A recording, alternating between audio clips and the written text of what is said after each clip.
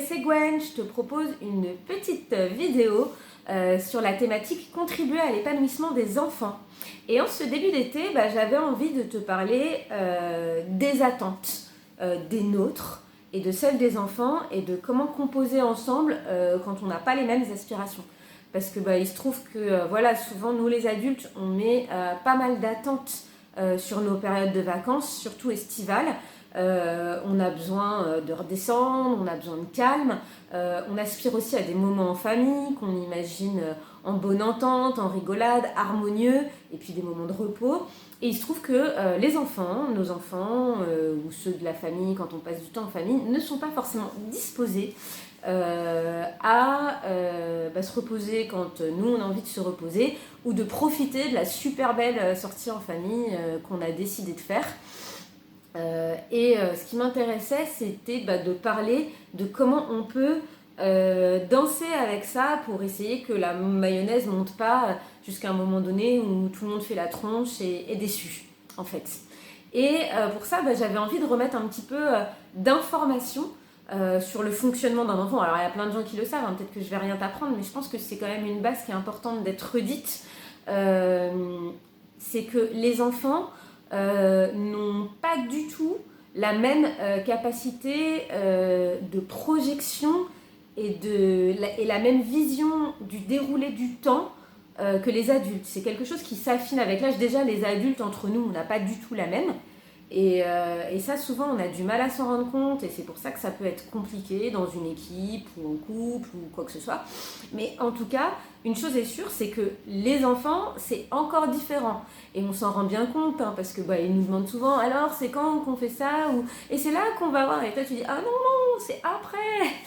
Mais en fait, ce qui se trouve, c'est que depuis une dizaine d'années, et avec l'avènement des neurosciences, et ça c'est absolument génial, maintenant de plus en plus c'est prouvé scientifiquement ce que vivent les enfants avec leur tempête émotionnelle, comment ils peuvent se faire un monde de certaines choses, et du coup que le soufflet redescend énormément, et ce qu'on a imaginé pendant des années, des énormes caprices, en fait, maintenant c'est prouvé scientifiquement, même si on le sait depuis très longtemps, plein de pédagogues en ont parlé.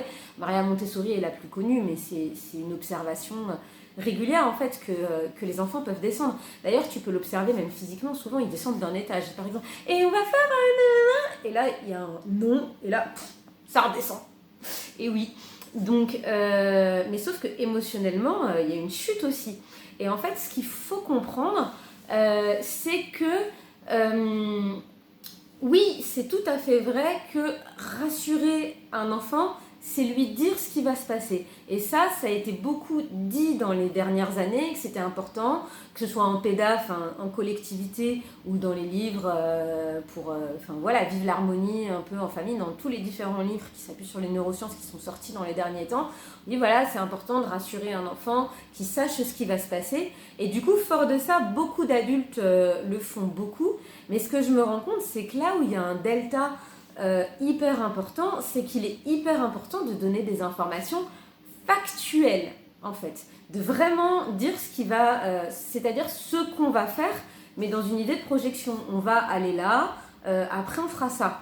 Mais déjà de ne pas dire on va aller ici, et puis après là, et puis après là, et après là. Parce que ça, un enfant, il n'est pas forcément toujours en mesure, après ça dépend des enfants, ils ne sont pas tous pareils, mais on n'est pas toujours en mesure de le concevoir. Donc trop d'informations noie l'information. Donc petit à petit, rassurer sur ce qui va se passer après, en effet, mais par des informations factuelles. Et là où nous, les adultes, on s'y trompe très souvent, c'est que en plus de ça, on a envie de mettre un bonus qui est qu'on va broder, en fait, pour donner envie. On va faire un petit peu nos VRP, ouais, puis tu vas voir, ça va être génial, parce que nanan, et bidule, et en fait...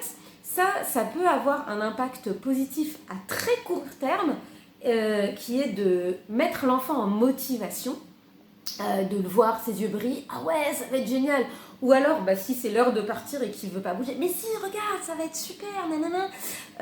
Vous allez peut-être parvenir à le mettre en mouvement par cette motivation induite par ce qu'on dit, mais... il faut se rappeler que l'enfant, lui, il va projeter, et qu'il va projeter en disproportionné, parce que ça imagine à faire des films, elle est vachement plus huilée que la nôtre. Et du coup, ce qu'on va avoir en deuxième effet qui se coule, alors pas systématiquement, mais ce qui est possible, c'est un effet déception une fois arrivé sur place. Et du coup, qui va induire un effet déception chez nous, les adultes, parce qu'on va se dire, ouais, purée, super, alors tu paies la journée 130 balles, plus le resto, plus la glace, et l'autre il fait la gueule. Et en fait, oui, mais c'est pas lui, cet enfant, ou elle, ou eux, ils ont vécu un vrai ascenseur émotionnel. Et l'idée, c'est pas de dire, ah bah c'est de notre faute, on n'avait pas qu'à les saucer, hein, c'est pas ça l'idée non plus, on va pas se culpabiliser. Mais l'idée, c'est de se dire, attention, parce que dans un premier temps, pour essayer de mettre en mouvement, je vais peut-être donner un flot d'informations qui va générer de la déception. Ça, c'est vraiment la première chose. Donc, maintenant qu'il y a cette information-là, comment faire ? Donc, comme je disais tout à l'heure, ce qui est important, c'est de donner des informations factuelles et pas trop projetées dans le temps, c'est-à-dire, par exemple, dire le matin ce qui va se passer le matin. Parce que si on commence déjà à parler de peut-être il y aura une glace à 17h, l'enfant, lui, le moment où tu lui dis glace, il a déjà le goût dans la bouche. Alors, imagine quand tu vas arriver là-bas, ça se trouve, il n'y a peut-être même pas son parfum. Voilà, de pouvoir dire des choses à court terme. Et puis, de pouvoir du coup imaginer ensemble. Ça va te permettre déjà de tempérer, de voir ce que lui, il projette. Et s'il pose des questions, et il y aura ci, et il y aura ça, et il y aura ça, y a plein de possibilités différentes. Hein. Tu peux dire, oh, bah, je sais pas, moi, à ton avis, il y aura quoi ? Et puis là, s'il part dans les tours, de pouvoir, alors, sans le calmer radicalement, mais dire, ah ouais, bah écoute, je sais pas, moi je m'étais pas du tout imaginé ça. Et de dire, bah voilà, moi je m'imagine ça. Ou alors, écoute, et de pouvoir lui dire aussi, bah moi, je t'avoue que j'ai pas envie d'imaginer parce que j'ai envie d'avoir la surprise. En fait, ça va m'amuser. C'est des possibilités qui sont différentes et qui peuvent, du coup, permettre de temporiser ce rapport à l'attente que peuvent avoir les enfants. Donc voilà, j'espère que cette petite vidéo t'aura été utile. Il y en aura d'autres sur des sujets un peu communs, notamment sur ce rapport au caprice, ce genre de choses. Mais je ne voudrais pas faire des vidéos trop longues dans un premier temps. Et puis, je me dis que c'est plus dans la répétition des vidéos et des découvertes par des exemples variés que les informations vont rentrer. Si tu as des questions, n'hésite pas à les poser, hein. Du coup, tu as mon mail, voilà, n'hésite pas. Et puis, j'espère que cette vidéo aura été une contribution. Voilà, ciao!